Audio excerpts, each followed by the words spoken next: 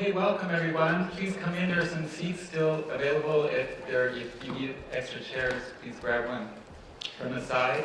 Welcome. My name is Peter Dickinson. I'm a professor here at Southern Fraser University, and I'm also the director of the Institute for Performance Studies. And we're pleased to be partnering with the PuSh Festival on a new initiative this year called the Critical Ideas Series, which is just aimed to get a conversation going around the performing arts in the city.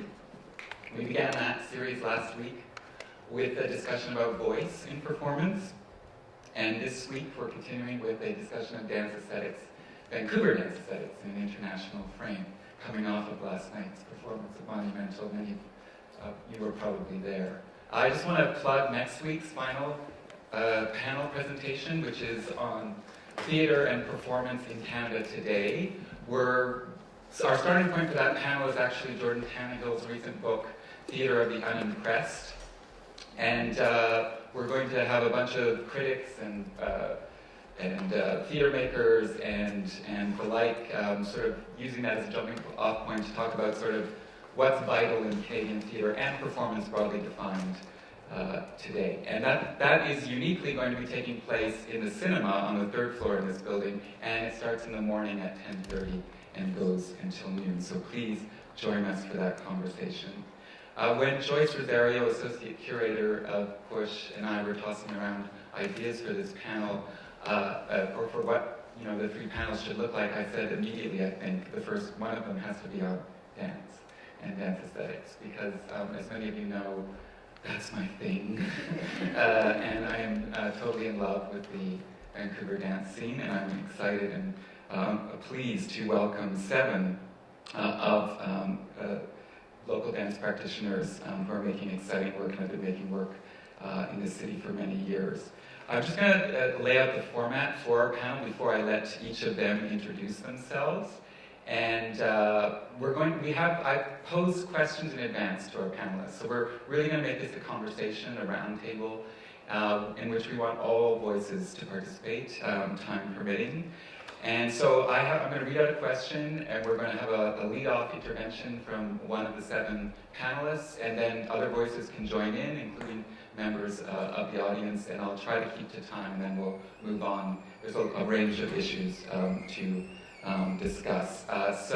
Just quickly pass the mic around the room so each of the panelists can introduce themselves. And Natalie, if you don't mind, I'm just going to start with you. Hello, I'm Natalie LeFebvre Gnam, and my official title, I guess, is Artistic Producer of Plastic Orchid Factory. That basically I'm an independent dance artist, producer, presenter, teacher, mother, lots of things. Plastic Orchid is a dance company that has a focus on interdisciplinary collaboration and creation. Hi, I'm Vanessa Goodman, and I am an independent dance artist in Vancouver as well. And I have a collective called the Contingency Plan, which I work on with a colleague, Jane Osborne, and I'm artistic director of Action at a Distance. Hi, I'm Justine Chambers. I'm an independent dance artist. I make dance, I dance dances, I write about dance, I talk about dance, I write grants to make dances. And I work here in Vancouver. Noem Gordon Avagizan.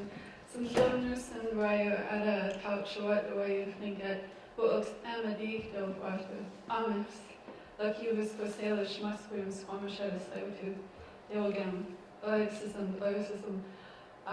Corsalish relax. I said in my language, I'm very happy to see all of you here today, and I shared with you my Simshan name, Simchod Newsom. My Thinket name is Kauch Shawat, and I'm from Wookst, Amity, Metlakatla, Alaska. I live here in beautiful and unceded Coast Salish territory of the Musqueam, Squamish, and Tsleil-Waututh peoples, and I'd like to thank them for allowing us to be in their territory, to be uninvited guests, as we all are, and occupying space that is unceded.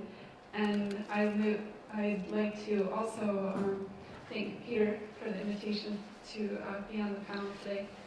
So my everyday name is Dr. Mique'l. Dangeli. I have a PhD from the University of British Columbia in art history, and I'm the co-leader of the Hayetsk, get Hayetsk is the people of the Copper Shield, and we're from 9 different nations from southeast Alaska all the way down the coast of BC, and we are based here in Vancouver, dance all over the city, and collaborate with dance artists of all sorts.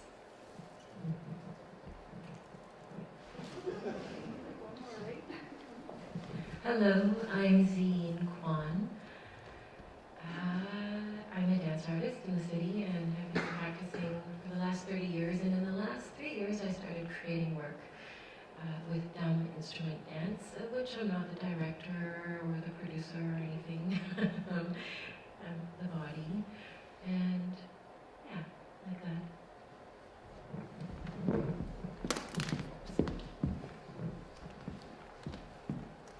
My name's Hirabayashi, and with Barbara Bourget over there, we're the directors of Kokoro Dance and the producers of the Vancouver International Dance Festival. Kokoro Dance was started 30 years ago, and our work is heavily influenced by Japanese Buto, but is distinct from it as well. That's about it. Hi, I'm Rob Kitsos. I'm a dance artist here in Vancouver. I've been here since 2004. I'm also associate professor at School of Contemporary Arts in this building, and I teach contemporary technique, composition, repertory, improvisation, dance aesthetics, which Peter also teaches, and interdisciplinary collaboration. So, thanks, Peter, for having me on the panel today. And there we go. So we're just going to start off right away, and we can keep the mic next to Jay because he's going to lead off. So I thought I'd just put a kind of provocation out there to begin with. It's always great when talking about local dance aesthetics to bring in an outside voice, right? So in this case, it's Paula Citron from the Globe and Mail, and this is what she had to say about Vancouver dance aesthetics in 2007. That the city, far flung as it is on the other side of the Rockies, wedged between the mountains and the sea, has always been the wild child of Canadian dance. It is a city of big, bold physicality and endurance over polish. There is a disarming rawness to the choreography. Discuss. Jay. Yeah, our first meeting with Paula was in 1993. We performed in Toronto, and she was the moderator of the audience artist talkback session afterwards. And the first question she asked us was, how does it feel to know that you'll never be popular? So, and I forget what Barbara, I know what Barbara said, we're not. Anyway, I had to go and look at the essay that she wrote in, and I just want to read what she had to say about Montreal and Toronto, just to give a context. Montreal, she said, dance as movement has increasingly been replaced by obtrusive European experimentalism with techniques sailing out the window. In fact, a great deal of Montreal dance is starting to look alarmingly like Euro trash, or if one prefers, pretentious twaddle, drowning in oblique symbolism. And then of Toronto, where she's from, Toronto, on the other hand, has always been a city that dances, probably because the best training institutions in the country are there. Despite the flirtations with text, video, projections, and other theatrical elements, Toronto contemporary dance remains rooted in modern dance. Choreography tends to be polished, well-crafted, and sophisticated. And boring. That was my opinion.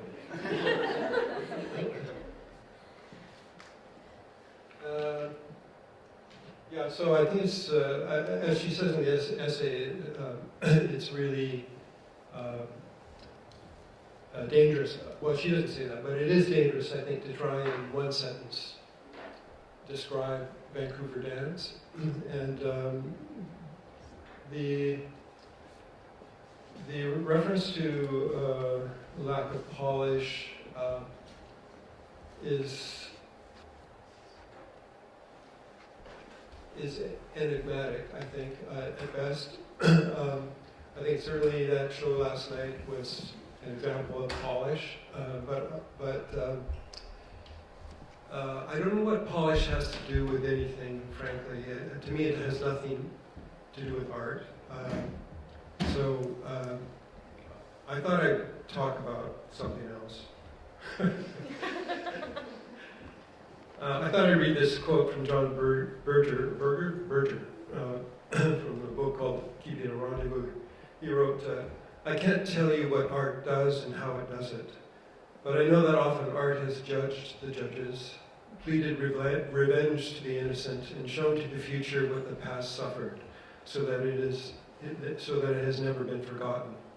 I know too that the powerful fear art, whatever its form, and when it does this, and that amongst the people such art sometimes runs like a rumor and a legend because it makes sense of what life's brutalities cannot, a sense that unites, for it is inseparable from a justice at last.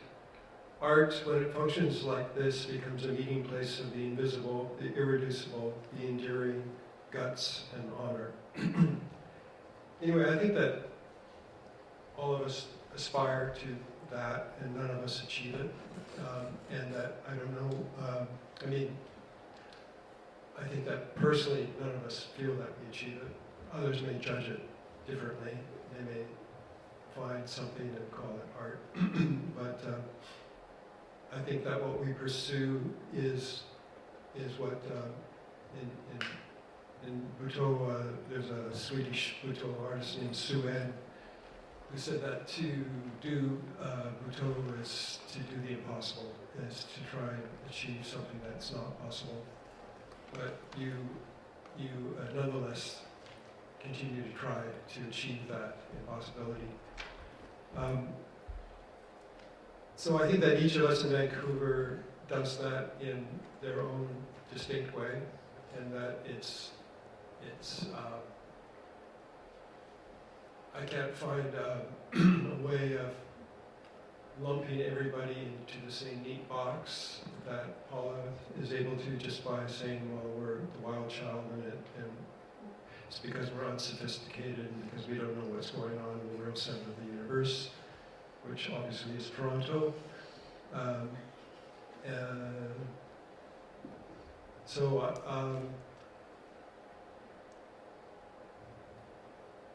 Yeah, I think that even amongst the collection of artists that you've gathered, it would be difficult to put us all in the same group or to categorize us as having any other descriptive way except to say eclectic and diverse, which doesn't really say anything. In terms of commonality, just says that we all have our own artistic pursuits and we all strive to do the impossible. I think that polish is a function of economics, and that the more funding you have, the more production values, the more rehearsal time you have, the more polished your work can be. But as I said, I don't really think that has anything to do with art. It just is a function of what kind of resources you're working with. And if there is another way, I guess there is something common. We all work under tremendous economic disadvantages to the rest of Canada. BC is one of the lowest funded per capita provinces in Canada in terms of support for the arts. So I think all of us would have more polished work if we had better funding. Thanks, Jay. And in fact, economics was a question that was on the list, so I'm glad that it's come up right away. I think that this idea, we can sort of keep this as a through line, because I think the other questions are going to address this from different angles. So I'm just going to move on to the second question, which Mique'l is going to take, and just really quickly sticking with geography for a moment. So riffing again on Paula Citron's article, how do questions of place affect Vancouver movement practices and traditions? And we can think of this in any number of ways, from the rich heritage of coastal First Nations dance, forcing us to rethink the standard east-west trajectory of contemporary dance influence in Canada along a Trans-America's north-south axis, to the aesthetic migrations and creative exchanges that come from Vancouver's position as Canada's gateway to the Asia-Pacific, and from the logistical challenges, and as Jay has just alluded to, and financial burdens of touring dance to and from Vancouver, to the influence of climate and landscape on site dance production in the city. So, Mique'l, please take it away. I think even the fact that I was invited to be on this panel is it's a sign of change within the politics of dance within Vancouver. First Nations dance, Northwest Coast First Nations dance, doesn't have what many who are not grounded in the practice see it as something that is probably the most unpolished practice, which is very unfortunate. And these are stereotypes that we hear commonly on a regular basis. We're confronted with the notion that what we do, one, isn't relevant to the present, as though we're just unconsciously performing songs and dances that have been handed down to us through our ancestry. But in fact, especially here in Coast Salish territory, the songs and dances of the Musqueam, Squamish, and Tsleil-Waututh people, their sacred songs and dances don't leave private ceremonies, and those ceremonies aren't open to the public. So to have presence within their own territory, from Chief Dan George's time till now, they've created songs and dances to have presence within their own territory. So everything you see, even though you might render it something of the past because of the way in which it's presented, is actually not even 50 years old. And songs and dances, new songs and dances, are being created by Northwest Coast First Nations people every single day. That's what I wrote my dissertation on, was that in collaborative projects between Karen Jameson and the many Indigenous dance groups that she's collaborated with, as well as Julia Taft and Arios's collaborations with Indigenous dance artists. So in terms of politics of place, I think that Vancouver is in this really moment that has a lot of potential, because I don't want to get too romantic about it. It's a moment that has a lot of potential, with the City of Vancouver's declaration in 2013 that they're on unceded territories, and their movement to adopt appropriate protocol for acknowledging the territory and building relationships with local First Nations. Even though I'm First Nations, I'm not of the territory, I'm a guest, and there are many times that I run into this idea that we're all of the land, but we're not of this land. So I'm of the same guest, different kind of status and relationship than settlers. And so in terms of thinking about kind of the politics of funding that you were mentioning, we have a very hard time finding funding to build our practice. I just started my artist residency at the Scotiabank Dance Center, and because of Western notions of professionalism that are built within funding schemes by Canada Council, BC Arts Council, there's Indigenous professionalism. And that means that for many of the dance groups that exist, that everyone from our toddlers to our elders dance with us. And there's no time where we age out, when I learned of the Dance Transition Center, I was like horrified. And I went to their 25th or 50th anniversary, I don't know what it was, and everyone got up there, and I was just bawling in the audience of all these really sad stories of people aging out, and just made me even more thankful for our own practice, that we never get too old to dance. So I think that with that, the changing kind of landscape within those in the understandings and the relationships that are being built and the changes in politics, I think that the potential not only for our practices to be in places like the dance center, and the dance center has shown Indigenous dance for a long time. I've danced there. We've had our dance group for 13 years and have danced there quite a bit. But to actually have an Indigenous dance artist in residence, that I don't have a company like Raven Spirit, Dancers of Den Mohammed, like those dance groups structurally are more prototypes of companies that come out of the funding scheme of the Canada Arts Council. But now the Arts Council is funding collectives, and that's what we are. We don't have nonprofit status and do the type of administrative work to check all of the boxes to make sure that we our non-profit status or not-for-profit status meets their mandate. That, and I think that this time offers kind of a more equal balance in the power relations that should be a part of collaborative processes, instead of what I've seen in my early years of dancing in Vancouver was that if people wanted to work with First Nations dance, we would be brought in at the end of a project and kind of sprinkled to have a little bit of Indigenous content.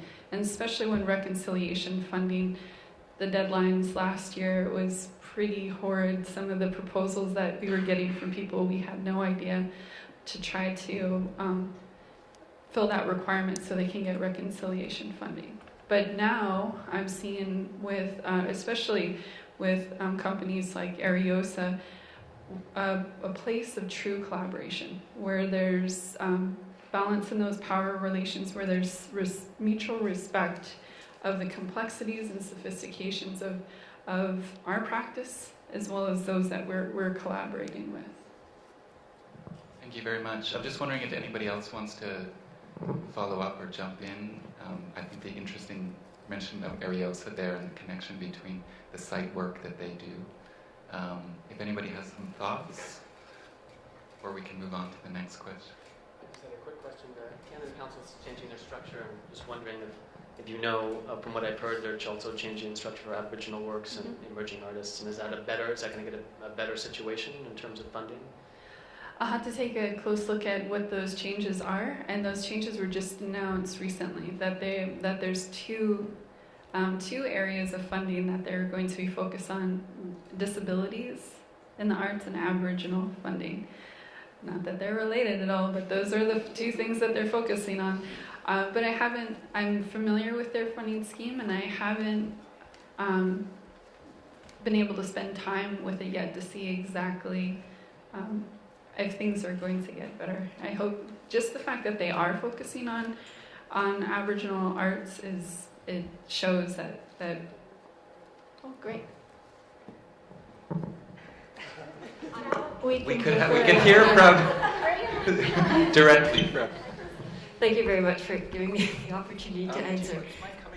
I just came to listen, but I will answer.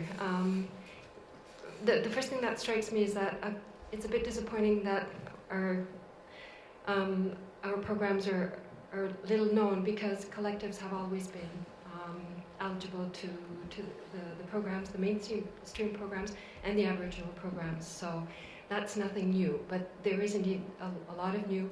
And the new focus on what you say, Aboriginal and deaf and disability, I would say, yes, absolutely, Aboriginal arts, it is a new priority. Was a priority. We did already have Aboriginal specific programs in all of the disciplines, but there is an emphasis, absolutely, and this new Aboriginal program is one of the responses to the Truth and Reconciliation Commission. It comes at the same time. It was not meant to be. Interesting coincidence. Times, changing times, new perspectives on what Canada Council should support, whatnot. So, and the deaf and disability is one more focus in the clientele. that needs special considerations because it's a clientele that has had difficulty to access our programs, and that's why it's there. So I would say many focuses at council. Opening horizons, that's the way I would put it, and with all the improvements that we need to do on the way we support arts, and specifically Aboriginal arts. It's a community. The Aboriginal community has had difficulty to access our programs. Indeed, we were formed on an Occidental contemporary type model, and not responding indeed to the reality in which you work. We're trying to change and adapt to the different realities in this changing world and these different perspectives. And I hope we'll learn to do better. Thank you. That's very helpful. And I should just make a clarification. I think it is about access, because Canada Council has sent representatives to speak at many Indigenous festivals, the Talking Stick Festival, Coastal First Nations Dance Festival, and because dance groups are organized so different, it wasn't until just recently, I think the last festival, that we weren't being kind of encouraged to structure ourselves differently in order to meet Canada Council's even the structure for collectives, because there are parts of our practice that don't even meet kind of those requirements. So I think that we're just kind of finally understanding how we can access those funding sources that you've mentioned. And it sounds like to understand how you work, the Yes. reality of the families and the youngsters, and that's something we have to keep the discussion open to find the right way. I think the biggest difference is the concept of. They were recording it. I just came to listen. Never show up. Government funders in the house, you're always going to be on the spot. Well, I'm happy to respond, and we have so much to learn. We have so much to learn from you, and see how to support this art form that has not indeed been well supported by council. So, but the one thing is, I think that the where we have to keep the dialogue going is how is the reality of the professionalism, that our concept of it, and how we have to adapt it maybe, or find the right way to work with the Aboriginal community. Thank you so much. That was very generous to respond.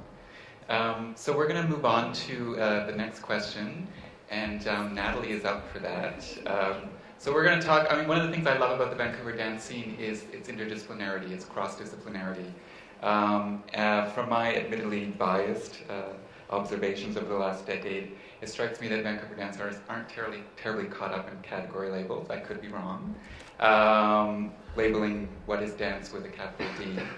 So dance mixes with theater, with music and voice, with installation art, film and video, and artists from all of these disciplines routinely collaborate and or comment on, dramaturg, each other's work. So the question for Natalie, is this something unique to Vancouver, perhaps a function of the relative smallness of the performing arts community generally, or are there parallels in other Canadian cities and also internationally? Well, I think in general I would agree actually with your statement. I love that, the capital D for dance. I'm like, yeah, I don't see it with a capital Can you just... Oh, here, is this better? I don't do well with mics. Okay. And admittedly, I don't know that I'm like the best person in terms of like giving a national context. I haven't seen a lot of work that comes out of Manitoba, for example, or Saskatchewan recently. But I can speak for Vancouver and what I've seen since I've been here in 2004, and I would absolutely agree that over time there's been an evolution in tendencies towards dance commingling, co-imagining with other disciplines. And I think it happens on varying degrees. In the case of Plastic Orchid, it's very much interdisciplinary. We start everybody in the room together to create something from scratch. Other times you see it happening where the disciplines are working sort of within their own streams, and then all those pieces come together, multidisciplinary-wise, I guess, to make something happen. Anyways, this question got me to thinking a lot about that difference between interdisciplinary and multidisciplinary. Jordan Tannenhill talked about that, right? About himself as a multidisciplinary artist, and the multidisciplinary being that you have multiple disciplines working really within their stream, doing their thing, and all arriving at a place together. Interdisciplinary meaning everybody's like in the same boat, contributing their knowledge to make something right from the ground up. So I would say that yes, in Vancouver there's more of it. I notice more of a tendency towards that kind of creation. And then of course there's places like SFU that have like programs dedicated to that, which those I think are producing artists that are focused that way, that are looking at making work that way, and so it's perpetuating itself out into the community. I can also speak to Montreal, our friend and colleague Jacques, who is very much a multidisciplinary artist. He's a trained theater artist, a trained dancer, and a composer, and when he makes work, it's like coming from all those places, and it really is like just a trifold of everything all mixed in. But I would really welcome other people's observations. Perhaps somebody has traveled more recently than I have and has seen something more recently, because I think, unfortunately, I can't be in 6 places at once, and I wish that were true. So that would be my opening comments, and I would love for this one to open up, because I think we all probably have a different perspective. We all see different work. There's so much to see. So I think I would be curious about what other people have noticed as well. But so any of the other panelists who'd like to jump in on this, or members of the audience? Well, I think I'll go very quickly. Very quickly. In the new piece that I'm creating, I spend most of my time talking to a chair. And then I have this dancing that I do with not a capital D. But I'm drawn, actually, most of the time to just practice talking to the chair. But it doesn't feel like not dancing to me, because I'm engaged in a creative world in which I'm physically involved, and so it is a question for me too, but that wasn't an answer, just a comment. as an addition. I'm going to try talking to a chair. That's a good idea. Yeah, well, our program, as you mentioned, is based on that. And that's really an exciting thing for us, and that's happened more in the last couple of years. It used to be that in this building we have dance, theater, music, visual art, and film all living in the same house, and now we're actually in the curriculum sharing core courses where all of those disciplines in their first year take composition together and they're making things. So I don't think we've yet seen actually what's going to happen from those changes, but it's really exciting to see what's happening. But in terms of kind of going back to the economic structure, part of the reason this has happened here and is happening in other places in different ways is economic in a way. We're told to streamline our programs, to figure out, and in a way I think that was an exciting opportunity for us. Well, I know how to streamline, let's become more, for many of us that was an advantage in a way. It also makes me think back to just that idea of polished. There's an article by Gia Corrales in the New York Times a few weeks ago about how the structure, she's noticed the structure in New York has changed over the years. From when in the 90s she watched dance, it's very different. And nowadays you see dancers, she talks about dancers who spend more time teaching Pilates than in the dance studio working, because of economics, because of, and the company structure has changed, where you don't work with a company for a year, produce a show at the Joyce, and then start again. Now, and some artists like Toilet Dog have been doing this for years, where you hire dancers based on a project, and we're all doing that. We're all trying to figure out how to work in this climate, and at the same time, what's exciting about contemporary performance, like galleries and museums embracing dance, is that we're finding ways to cross over each other's disciplines. So it's a really exciting time, and I think Vancouver's poised to really continue to cultivate great interdisciplinary artists and companies and collectives. So. Yeah, I also think there's something else to talk about that isn't just about multidisciplinarity or interdisciplinarity, but that there are expanded notions of dance. I mean, very simply, people are working with choreography in other ways. So they're not, it doesn't mean it's not embodied or of the body. It doesn't mean that it's not dance. There's an Exact Vertigo that's happening for the second time this year out of Unit Pit that Alexa Martin and Bryn McNabb create. And last year they had this thing written on the wall or on the window of Unit Pit that said, "This is also dance." And I felt like that for me was like a relief. And maybe, obviously it has something to do with the types of things I make, but I think that we can start to it can still be dance and not look like what dance has always looked like, and it can still be choreography and not appear to be choreographed or be, because people I think are working with ideas, are choreographing thoughts and ideas, words, conversations, bodies, objects, and polish. This polish thing, this is a good like point of contention. Like, what if I'm not working on polish? Like, as an artist, like that may not be what I'm working on at all, and I may not actually care about it. So I feel like that's a real conceit of somebody else to sort of impose that upon an artist, because may not in fact be what they're working on. And that this dance may seem to become interdisciplinary when it's actually not. It's just that dance artists are expanding their own ideas of what dance is for them. And this is a personal thing. Like, this isn't a theory thing. It's like really, you're being driven to make the art you want to make. And I am a dance artist. Sure, I choreograph dinner, but it's dinner, but it's still dance for me. And I think as artists, we're really entitled to determine what our practice is and how it manifests. Alex, really quickly. Yeah, I just totally agree with everything everybody said so far, and I think that was really well put. I've been connected to the dance community for 25 years as a theater artist, so I have a long arc in terms of that. And initially, I think I've seen the same evolution. Initially, I was brought in as an actor. I've worked on the original version of the Hollywood Full Body Tattoo show you saw last night with Jay on stuff as a theater artist. Then brought in as an actor-writer, then as an actor-dramaturg, then as a dramaturg, and then most recently as a scenographer. And I think you can point to shows like the ones you've made, or like, say, Machine Noisy show last year, Time Machine, which was created from a choreographic perspective, while equally from a fabric installation perspective. And that's the kind of work I think we've moved towards. And so, yes, I think that's correct. Or your show, Alex. Or Vanessa, yeah. I'm just going to say that, just to add to that, I think we're seeing that across Canada in a large way too, not just in Vancouver. If we trip to Toronto, Amy Henderson's work, or Montreal, Peter Trotsmer's and Box Tape, and Katie Ward. Yeah, I mean, I think there's a lot of different work that's happening all across the country that is addressing performance in different spheres and different avenues, but also in different senses of embodiment and practice and performance. Yeah. Thank you. Well, the reference to Time Machine last year is a great segue into the next question, because one of the things that fascinates me, I know fascinates Justine, Ziyian, who's going to speak to this question, is what we might call kinesthetic kinships.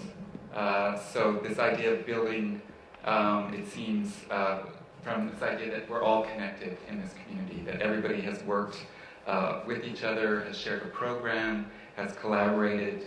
And so the question is, how have these collaborations and synergies influenced the development of contemporary dance in Vancouver?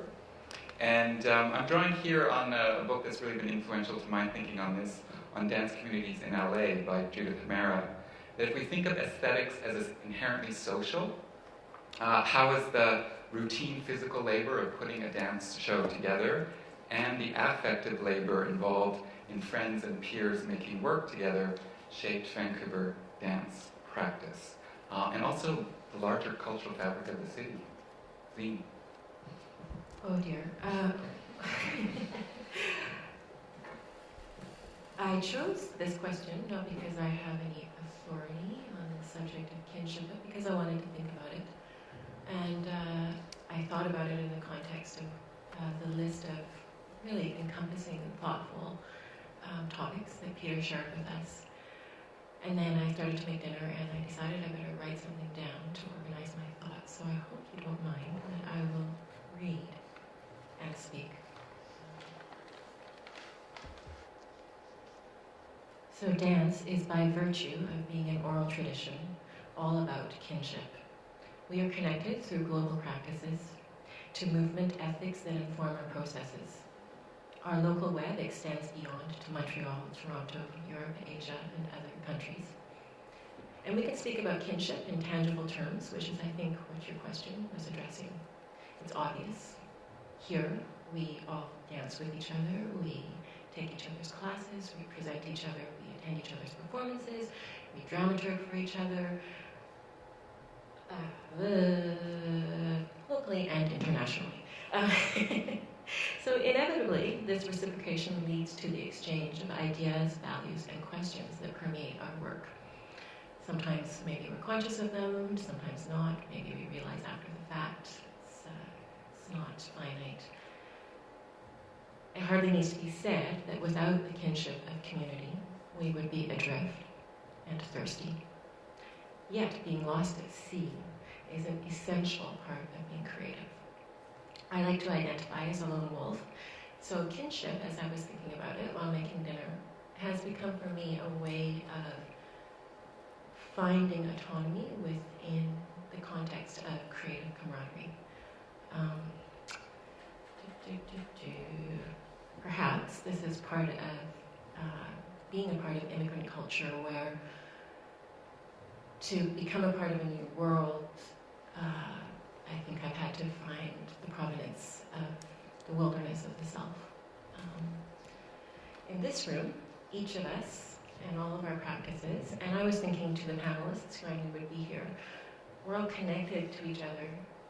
Everybody that we're sitting beside, we're dancing beside in some way, by probably only half a degree of separation. Natalie has been in my rehearsals, given me feedback. Her husband James has been an invaluable collaborator in my work. Justine's work, I've danced with her. When I go see it, I'm floored. I'm so curious. I want to know her. Vanessa and I help each other every day, and rarely do we exchange a dime. Rob Kitsos, how many of us have not taken a class with him? And here he is at SFU and sharing his wealth of knowledge. Hirabayashi, I've worked with for probably close to 30 years as both a dancer and a Girl Friday at the IDF. And how could I not have affinity with his Buto? Even though for 20 years I went to his class and complained about how much I hurt my quadriceps every day, but it's in my body. And Mique'l, who I meet for the first time and hear your mother tongue, I have a new kinship suddenly with somebody. And Peter Dickinson, who through your really genuine and generous erudition support us all, through another form.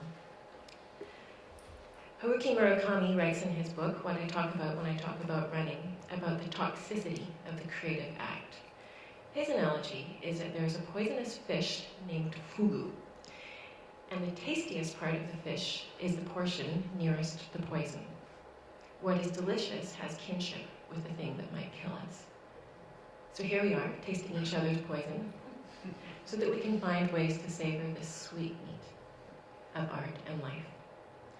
This is a very simplistic perspective, my answer, and I'm 47, so I should, maybe be more sophisticated. But I believe that the kinship underlying artistic practice is inspiration. Every piece that I've danced in, and the few pieces that I've made, have all been inspired in some way by another person's work. Be it through movement art, another form, or just world events. The kinship that I value is the past, present, and future of human creativity. We are minute signatures within a collective, epic, and abstract narrative. In this way, we are family. We are akin. We are alike because we are unalike.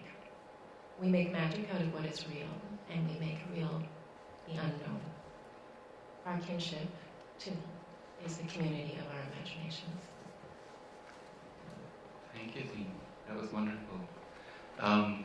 I invite responses from the panelists or the audience members. Thank you. Thank you for your beautiful words. I really enjoyed your poetic nature of your sharing your poetic nature of your thought process and your analogies. I think that, it's really interesting for me to hear that dance is much more than moving bodies, that dance is oratory, that dance is all these other forms. When I feel like that was part of the struggle that people were having in receiving our work, because oratory, song, and dance are one, that they're not separate in our practices. And in relation to the kinship that's involved, it's an expression of kinship. And the protocol that goes behind the reason that the oratory has to be said before the song and dance is performed is that the songs are extensions of our being, and to say the history of that song before you dance it is not an effort to translate it for those in the audience who we refer to as witnesses rather than audience members. It's because we have that responsibility of sharing its history and ownership and our rights for sharing that song and dance. To give you an example of the serious nature of this, many people have talked about Northwest Coast First Nation songs in particular in relation to copyright. But actually an analogy that I feel is more fitting is identity theft. So if you sing a song that you have no rights to, you dance a song that you have no rights to, you are literally making a claim to an identity that is not yours. And that identity is inextricably linked to territorial rights, both land and waterways.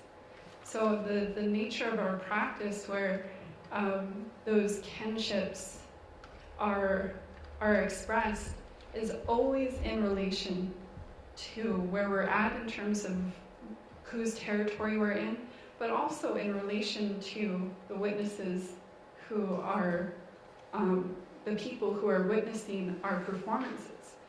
So our works are an effort to build our kinship network stronger through building relationships.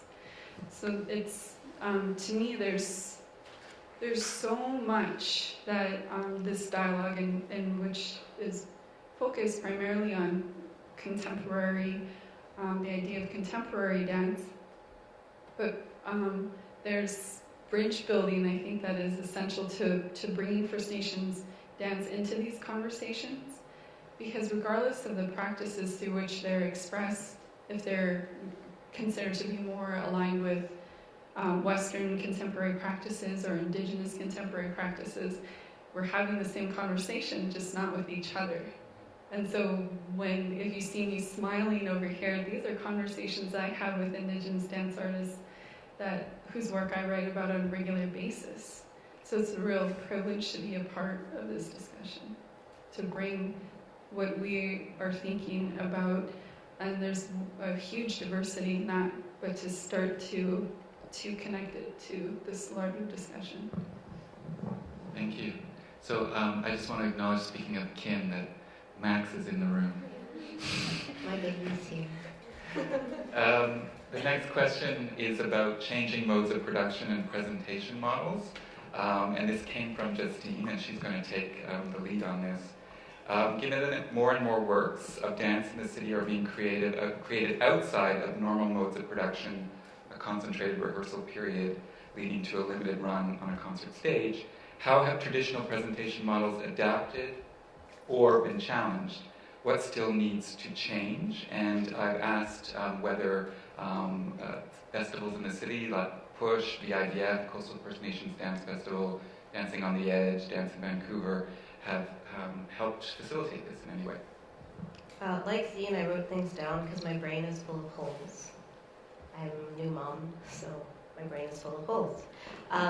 So I'll just go through this bit by bit, and the first part of the question was how have traditional models been adapted, and these are Western contemporary dance models or even classical dance models, or challenged. And I think the adaptation, or what's being made by artists, is there's a number of things happening. There's part of the interest of dancers and dance artists is shifting, expanding, people are looking left and right instead of just forward, some a little bit looking back to old sort of performance art practices or visual arts performance practice going on. There's part of making do. Part of it's making do, like the spaces we have to work in. Part of it's economics. What can I afford to do? Can I afford to rent a theater at $10,000 or $5,000 and then pay the head tech? No, probably not. Sometimes it's offering of presenters or curators. I think about the containers at Fluid Festival, for instance, as one example of many. And sometimes it's a part of rejection of or a challenge, but I would say a rejection of existing models, saying, I don't want to make saleable art. I'm not going to worry about whether or not my work tours. I'm not going to worry about that. I'm just going to make what I need to make, and hopefully I won't have to use my line of credit. Yeah. So I think that this is part of how things are adapting and changing. The example I can give, I'll just be personal about it, is I did a field house residency program with 4 other artists: Josh Haidt, Billy Martensky, Kristen Roos, and Rebecca Baer, and Marie Lopez was our shepherd and our champion. And I was a dance artist working in a small house. So it became about, what can I do in a small house? How can I do my practice in a small house? How can I have audiences in a small house? And so I made something in a small house. And that's all of a sudden I was working outside of the model. It was an economically stupid piece, cost a lot of money, it's a lot to cook dinner and get people drunk every night for a month. It's expensive. But I was really not worried about it being being able to sell the work. I was really interested in what I was doing with the people I was doing it with, so that became my concern. And I sort of unshackled myself from the need to make something that works in any stage, in any city, at any time. I was fine with it living for that 2 years in that space in Haddon Park. I was happy about that. And also it was really, really hard to do, so I think I was just really, hard meaning the work was hard, not hard like hardship. It was a joy. I almost swore. It was a joy. So it was that I was really occupied with the work. And I also think that artists are driving this change because of what they need to do as artists, what they're interested in. They're working on what they're interested in. It's not always on a stage. I think about the haircuts. I can't remember anything these days. The children doing haircuts, not on a stage. Wonderful, exciting, really holy risky work. I mean, I don't cut my hair, so there you go. There's the living library. There's just work being made that doesn't require sort of structures that have always been there that we could argue are still the king's structures. Yeah. Interdisciplinarity has a role in this. What still needs to change was part 2 of the question. There's a really wonderful panel discussion like this at the Hammer Museum that's online from 2012, and Christy Edmonds, who's the artistic director of Pika and TVA Festival, said this amazing thing, and these are her words, not mine, that she believed that presenters and performance curators were suffering from a crisis of courage. And I was just like, oh, she said it. It was a curator thing, and this is something to do with, I love your work, but I don't know if my audiences can handle your work. Or it's wonderful, but it's just not economically viable. I can't get enough bumps and seats. So when these start to be the things that are driving work, then I worry about artists feeling like they can't do the work they need to do if that's the criteria. Because we also have a duty as artists, cultural art workers in general, to expand these notions for our public, for our witnesses, for everyone. So I think that's maybe where the challenges still are, is what the institutions may be asking for, what the theaters need to survive. And I feel like these are conversations that need to be had, not presenters off in a room, councils off in a room, or artists are out over bitching in the corner. But I think we need to find, there's solutions that can be made together. If we can sort of take the gloves off and not make it anyone's fault, but we're all smart, exciting people from what I've experienced in my life. We could probably do a lot with that.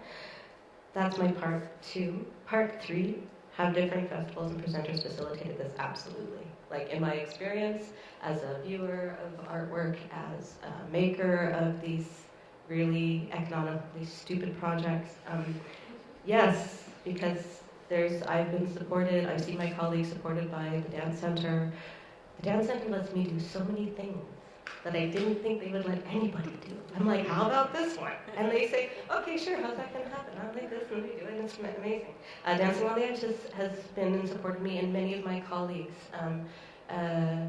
Canada Dance Festival, Jay and Barbara do free shows, free shows, like for emerging artists, like, whoa, mind-blowing. So yes, people want to do this, and sometimes they think what needs to happen is the artists don't have to wait to be invited. Maybe we just have to go and say, how about this? I have an idea. I'd like to do this. And usually if you can come and not make the stakes too high or stressful for anyone, the work can be accomplished. So sometimes it's not waiting for the invitation, but coming with a proposal. That's my answer. Thank you. Anybody want to jump on to that or add to it? The next question actually kind of links a little bit. So I think we can keep this conversation going. And it is around the dance center because it's a special place, I think, in the city and unique in Canada to have the only purpose-built dance resource center and facility. So I just posed this question, and Vanessa's going to take the lead on this. How has the Dance Center, through its programming in support of local artists, its mandate to promote BC dance nationally and internationally, contributed to the evolution of Vancouver dance aesthetics? And Justine and Mique'l, as dance artists in residence, please feel free to jump in too. So just to start, the Dance Center has been around far longer than the building itself as an institution in the city, and but I'm just going to share, to start off, a memory that I have coming here in 2002, just after the Dance Center opened. And I went into class, and Crystal Pipe was teaching, and there was 5 people in the class. And it was working class, but at that point I think it was Teachers Collective or it was CATA class. So it's kind of an amazing building for multiple reasons that this panel actually touches on. Challenging performance, kind of notions and venues, but also a kinship that it promotes and creates, and then the notion of collaboration, but also its engagement with the public. So I'll kind of just go down one by one through that, because it's kind of a loaded building in many ways. And we're very lucky to have it because in other parts of Canada there isn't such a building or an institution that supports artists quite like it does. So first off, the Dance Center offers incredible programs to its artists, to its members, and also to the public to engage with.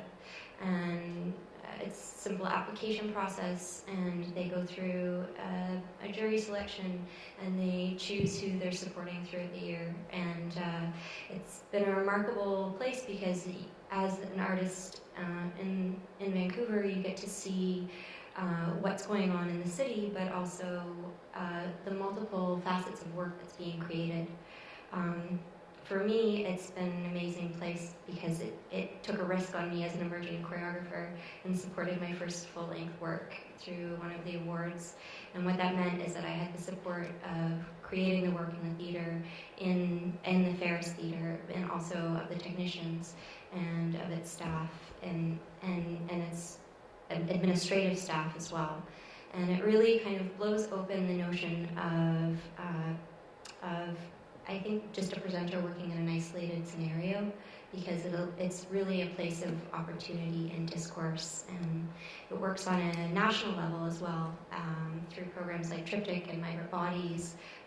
James was an artist in Triptych, and as well Ziyian was, and Migrant Bodies was an extension of that project. So it started out, Triptych was Italy and Quebec and Vancouver, and it was 3 different artists, and they spent time in each of those communities to create work and to discuss things around performance notions. And then Migrant Bodies opened up, and it was between France, Croatia, Montreal, Vancouver. If I'm missing one, jump in. Italy, thank you, Italy. And it meant that it brought artists together from around the world to collaborate, to discuss, to find their practice, and to grow it as individuals, but also collectively. And actually, Alana might be able to speak to Triptych as well, because she wrote about it at one point. Yeah. So I think it's a remarkable institution in that sense.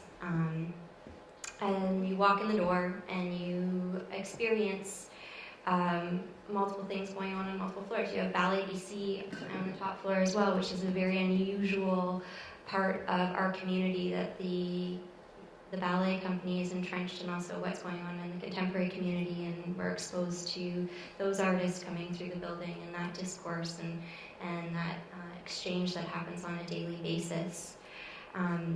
On a performance level, they've partnered with PuSh. They have their own global series, and then they present locally as well. But I mean, internationally, some of my favorite works, Still Standing You, came with PuSh a few years ago with Peter Ampey, and it was a really amazing work. It challenged notions of what we experience on as dance as a capital D. And it's really, I believe the building has helped to promote a sense of unity, but also exploration within the community. And I actually think we're lucky on multiple levels in the city because we have multiple institutions and multiple support systems set up like that, including out in Burnaby at the Shadbolt Art Center. The Roundhouse, where Marie and Cindy work, is also an amazing resource. And I'm excited to see what that W2 space is for VIDF as well, as they're moving in and with their new space as well. I mean, we've got a really amazing community in the sense of there's a lot of resources at our fingertips. I mean, I know that it's challenging to make work, and economically it's challenging to make work, but I feel like as a whole, there's multiple organizations, institutions, societies that are facilitating that work, and the Dance Center is just one of those incredible facilities that's really helped explode the contemporary dance community, and also traditional forms of dance and social dance and hip-hop, and I mean, it's supported multiple genres of dance and its infrastructure within the city. I don't know if anyone wants to add to that. Yeah, Zeke. Well, I have some personal things I could say, but I have a quick aside, which is when you go up to the 6th floor of the Dance Center, and always at reception, in the last 6 years, it's all women. Myrna, Raquel, Alice, Laura, Heather, Robin, Hillary. In the last 5 or 6 years, that edifice has been a matriarchal one, if that's the right word, I don't know. And sometimes that strikes me, because I love to go up there and gossip.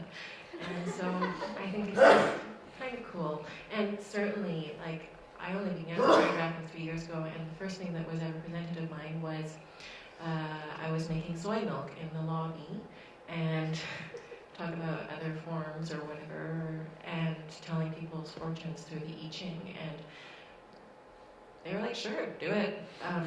Do it again 2 years later, and I had never created anything, but wanted to apply it, as Vanessa said, and Myrna sent me off to Italy.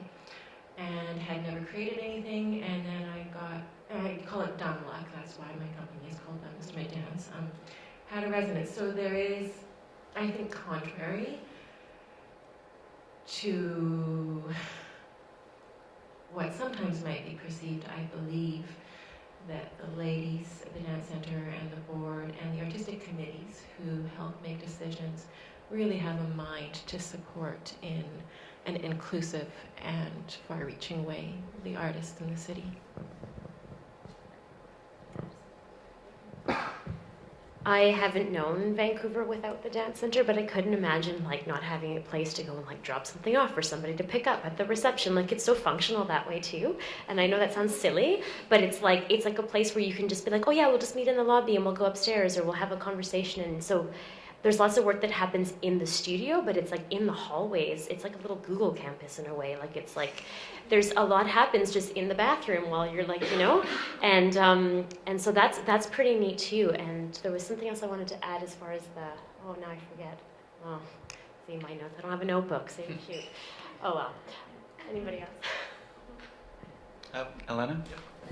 Makes me kind of want to circle back to where the conversation began on what is a Vancouver dance aesthetic. Is there a Vancouver dance aesthetic? Do we want to be bothered with the question? Do we want to try and develop a notion of one against, or perhaps alongside, Paula Citron's version of it?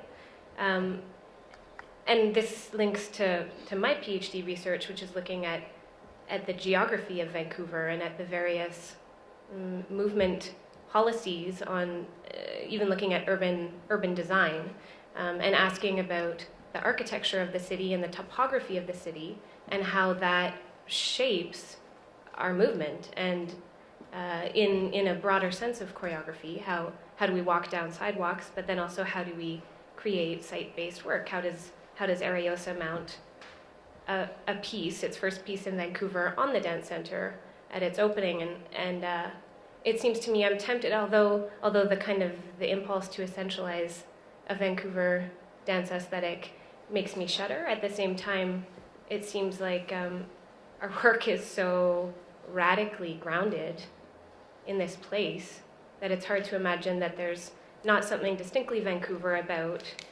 movement that grows up at the dance center or in the Western Front, in the Edam studio. All of these places are such homes or on these particular streets that are governed by these particular policies. So it just makes me circle back to kind of revisit that question around the Vancouver dance aesthetic, and if maybe that's not the framing we even want to look at, but it seems like there's a seed of something there that might be fruitful. Thanks. And I think the last piece of that puzzle may be dance education and training. Rob's going to take this question, but basically this idea that for a while you had to go elsewhere, and again, speaking within a classical tradition, a Western classical tradition, for your dance training. And now there are these 3 robust pre-professional programs in the city here at SFU, Arts Umbrella and Modus Operandi, and a myriad other forms of company training, institutional training. Harbor Dance hasn't been mentioned by name yet, but I think that's a piece of the Vancouver dance aesthetic puzzle as well. So my question to Rob is, what fundamentally is the importance of this kind of local dance mentorship in fostering a uniquely Vancouver dance scene? Well, yeah, a lot of things have already been said before that will contribute to what I had to say, but it's an exciting time, I think, in terms of training in Vancouver. And I remember when I first moved here, many dancers didn't stay in Vancouver.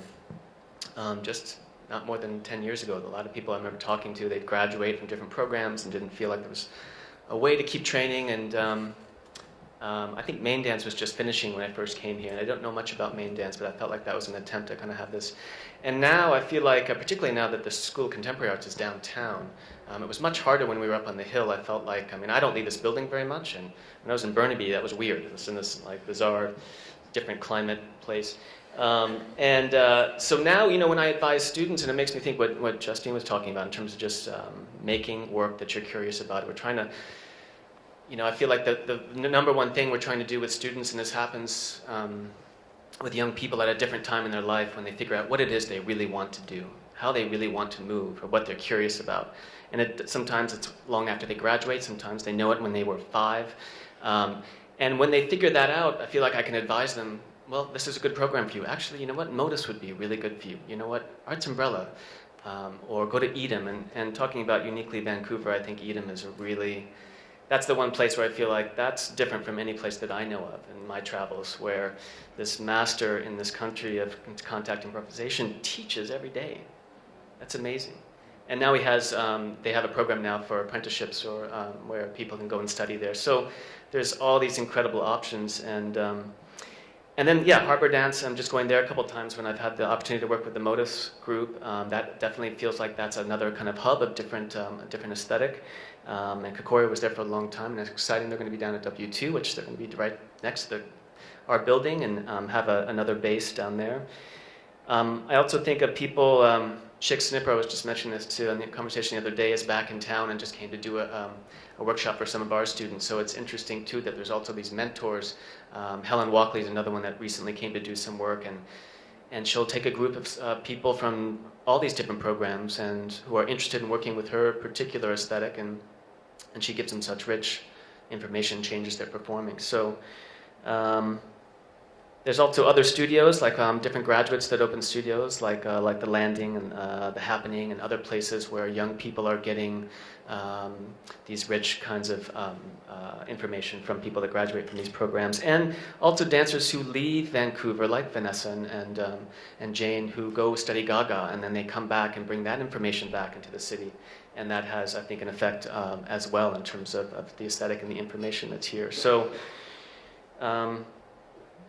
also just want to mention Karen Jameson and Judith Marcuse in there, and I also think about our building here and community engaged kind of work and different ways dance can be seen in terms of education and the different possibilities with how to work through cross cultures and communities as well, which I think is also, I think this is true in other cities, but particularly in this neighborhood, and the artists working here feels like a really rich, unique place. So I offer that out to anyone else who wants to comment. But again, I think it's an exciting time for the possibilities of young artists coming here and dance and all the different things they can focus on.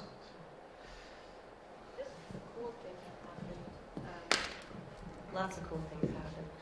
But a cool thing happened last year with Crystal Pite, which I thought was like maybe the most radical thing I'd ever seen in dance training institutions in the history of my history in the world of dance, was that Modus Operandi training program, SFU, and Arts Umbrella trained together, danced together, and performed together in Crystal Pite work. And I just thought, like, that blew my mind, right? Because all of a sudden, these programs which sort of define themselves as being different from each other, well, we do this, and you do this, and we do this. All of a sudden, all their students, and what's happened, more importantly, is what's happened after that, is I start seeing Arts Umbrella students at, like, dance machine rehearsals, right? Which was like, what are they doing here, you know? Or I start seeing, like, you know, and there's a bunch, maybe you guys need to talk about it. What do you do together? Because now there's all this stuff happening between the three programs that is all about the work you're doing. Do you want to talk about it? Because I don't know. You're the ones doing it.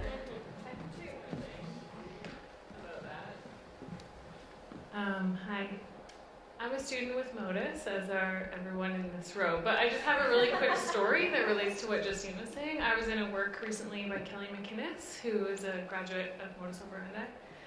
And this work is like, we were on concrete floors, we were in various states of nudity, screaming, there was like paper, like, it was pretty wild and like weird, and was it dance? I don't know, etc.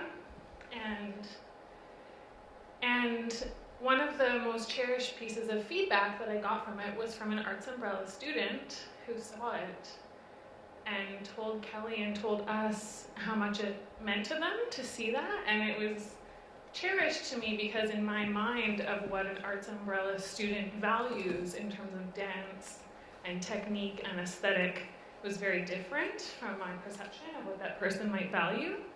And so that meant so much to me. And I think it was in part because of the connections that we made in that experience with Crystal. And yeah, just a really cool kind of cross-cultural moment. Yeah, I just wanted to add now that I think because of Crystal's project particularly, I think that propelled a lot of momentum for us all to be working together more. Now, for instance, in the fall, we're talking to Artie about the artists she's bringing in to work with them to also come here to set a work.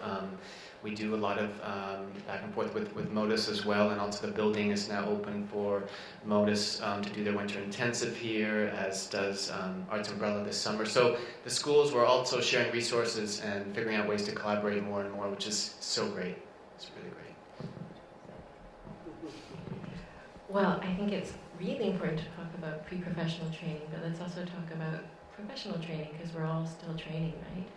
And it's so true that in the city there is Peter who, I mean, sometimes I think, what is going to happen when I can't go up the street and do this class? I will fall apart. There's Jay's Butoh class, if you, okay, just kidding. You know, that there are, and Barbara's class as well. And now that, you know, TSB has really got their S stuff together, and you know, there's a variety of workshops. It's not just your traditional, and it's great, I love traditional technique class, but there's a variety of workshops and modalities of movement training that you can participate in. And another really important thing to mention, because I know the Canada Council is here, the program with Canada West to be able to have your professional training subsidized. It's so expensive anyways. So grateful for that. I'd like to know when I can come to Modus and learn some tricks, and to come to SFU and take some classes as well. I'm ready. I remember when I first moved here from the States originally, and I thought, wait a minute, so you can turn in your receipt from taking class and get reimbursed? Like, where am I? This is not, yeah, it's amazing. Medical command. Let them in. Yeah. So at the Talking Stick Festival, I've curated their dance event for 3 years. They're running a different dance event this year. It's called Conversions, Currents of Contemporary Aboriginal Dance. And we offer free master classes through the Talking Stick Festival that are hosted at the Scotiabank Dance Center. And we can hardly get attendance. And it's on the dance calendar through the dance center, and it's on Talking Stick Festival's website. These are master classes that are offered by primarily Indigenous contemporary artists from the U.S. and Canada. This year, Byron Chief Moon has a master's class, as well as some other artists. I'm just wondering, where's the disconnect? I mean, I guess we need to be on other listservs, because we really have a hard time filling up those classes. And then also, in terms of it's wonderful to hear all of the training that's available for all these other practices. But Northwest Coast First Nations dance really struggles to have, and I'm sure that this is common to all dance practices that are represented here, space especially. I mean, I guess the access for spaces for training, not only training itself. I mean, right now, our dance group, we have 40 dancers, 16 total, 20 of them come kind of in and out, and we're dancing. When you were mentioning the piece you just did on concrete, and I know that there's dance standards like kata would be all over us, but what choice do we have but then to practice or rehearse on a concrete garage floor every single week? Every single Monday we meet in the concrete garage of the Aboriginal Friendship Center. So it seems like, again, it goes back to some of the issues you were mentioning. I'm sorry I didn't get your name, the representative from the Canada Council, about access to resources. Because we began this with training, that this is where kinship comes in, that there are opportunities to forge, suggest, make happen partnerships with institutions, which are actually people like Jay and Myrna, who are interested in helping to facilitate suitable spaces for training professionally across a variety of forms of dance. And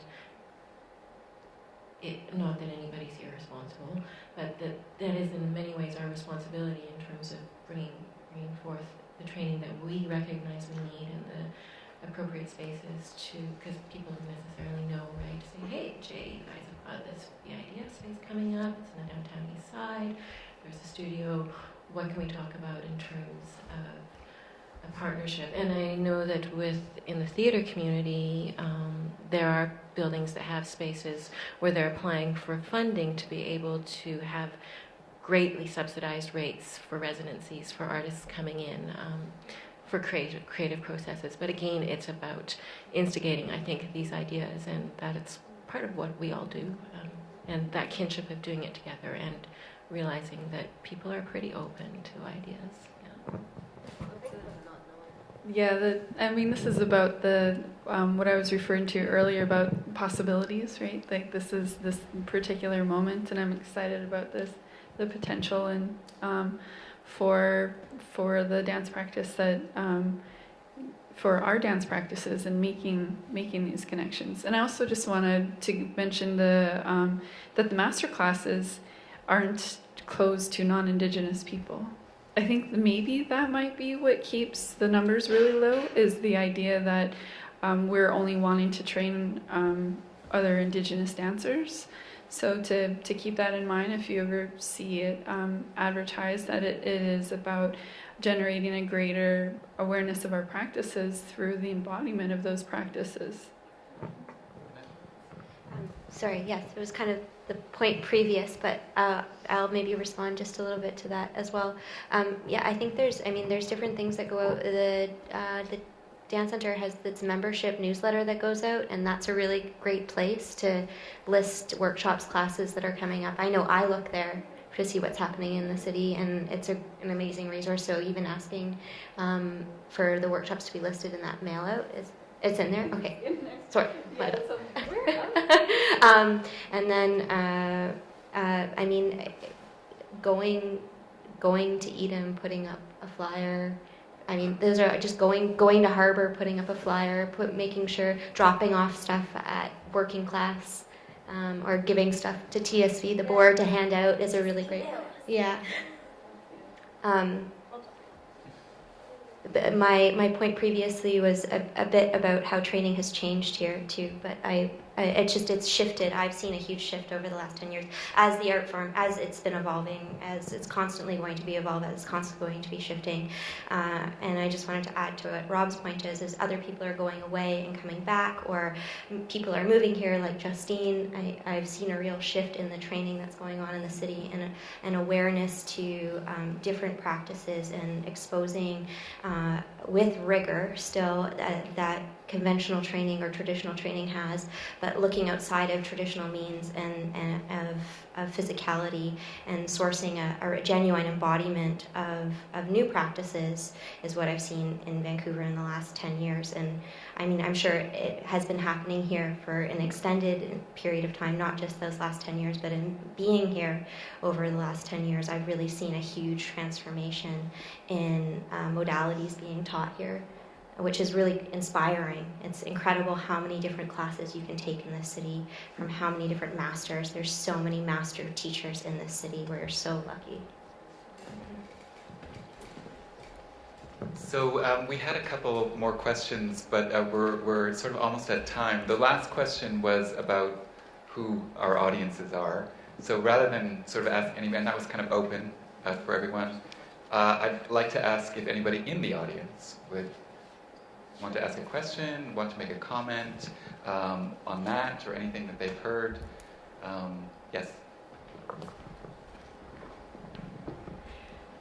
Just to kind of speak off of what Vanessa's just mentioned about training, I just recently, in this past summer, went to Vienna International Impulse Dance, it's an international dance festival, and took part in many different classes, workshops, met a lot of different people, and actually while I was there was a huge reflection off of the training that I had here, and a huge realization of how lucky we are here to do the training that we are doing and to gather the information that we're getting. Of course, I learned a lot of great things there, but there was a lot of things that weren't new to me, that I saw, and that a lot of people were really moved by, which was really inspiring to see as well, but also was just a huge reflection off of how incredible and lucky we are to be training here in Vancouver. Josh.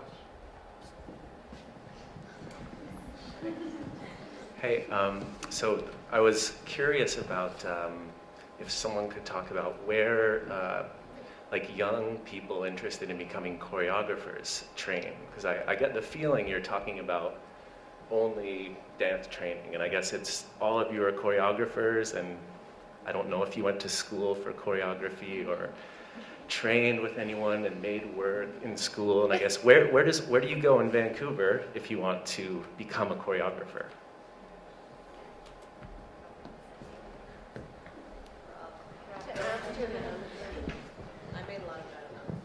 Well, it's interesting because when I went to graduate school, it was the first time I learned how to. I had to teach. I never taught before, and I remember, oh, you guys teach composition and choreography. Well, what do you mean you teach that?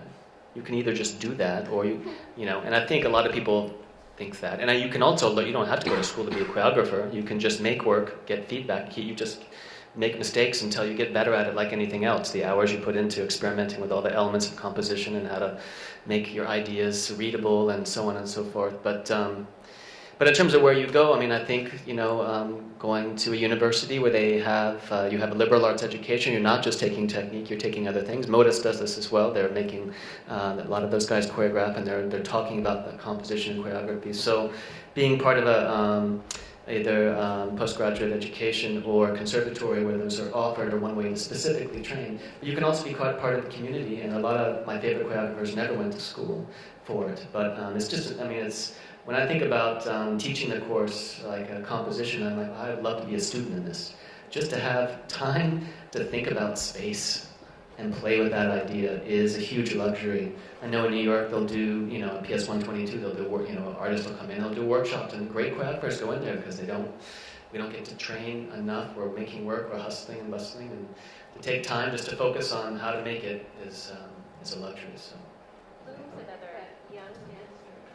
The Bloom series, yeah, that's right.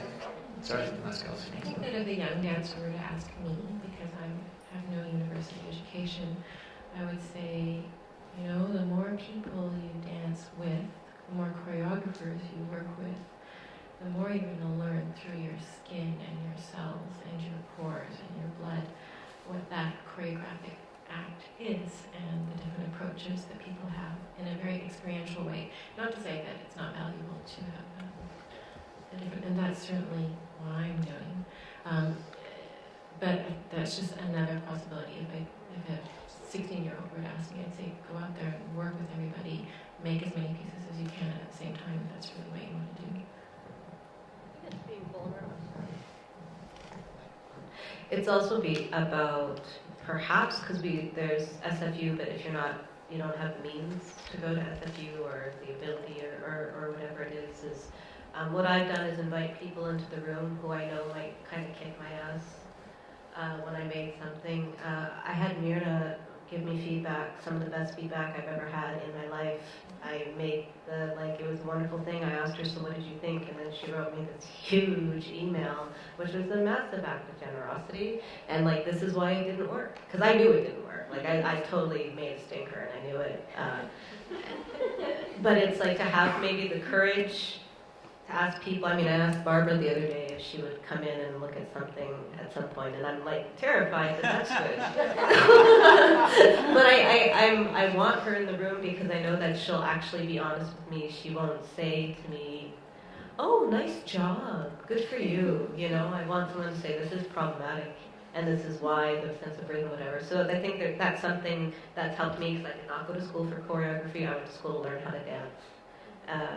So, and then this sort of peer mentorship, I think a lot of us work that way where we pull each other into the room, or I'm lucky enough to be a part of something that I go every year. It's called 8 Days, and a bunch of choreographers from across Canada get together and we talk. It's really jagged and wonderful and loving and harrowing sometimes, right?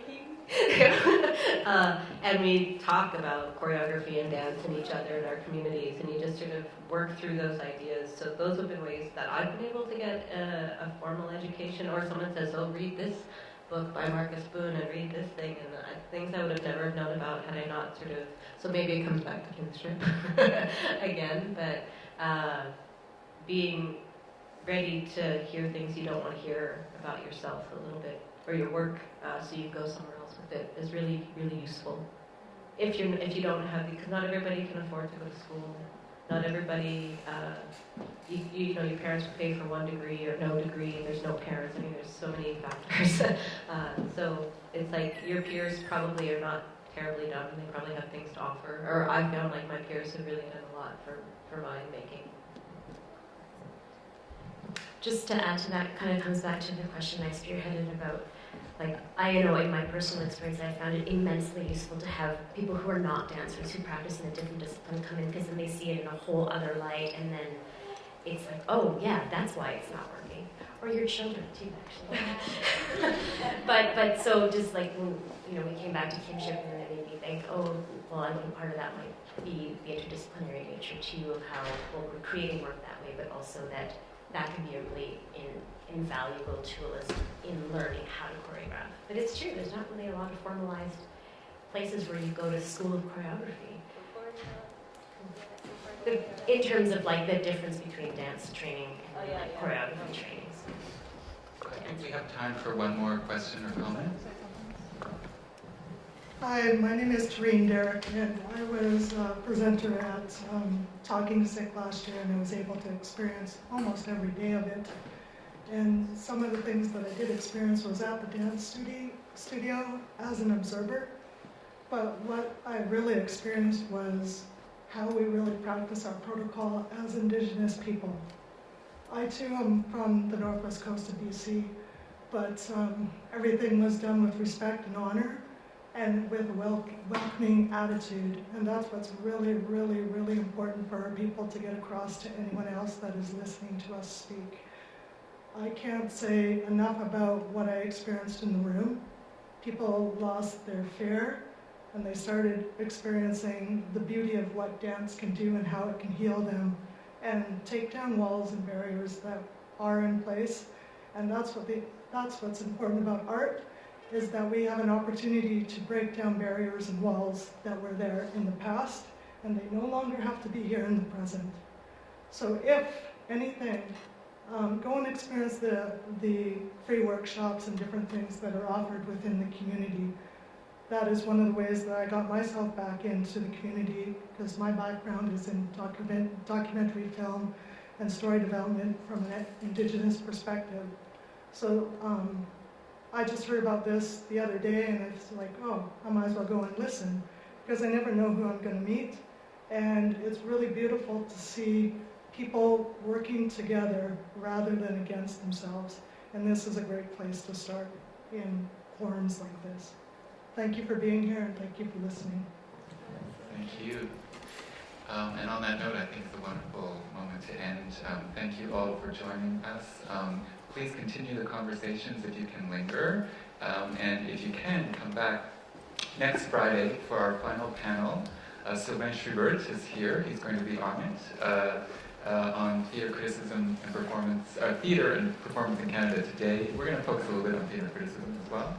That's 10:30 to 12 in the cinema on the 3rd floor. Thank you very much.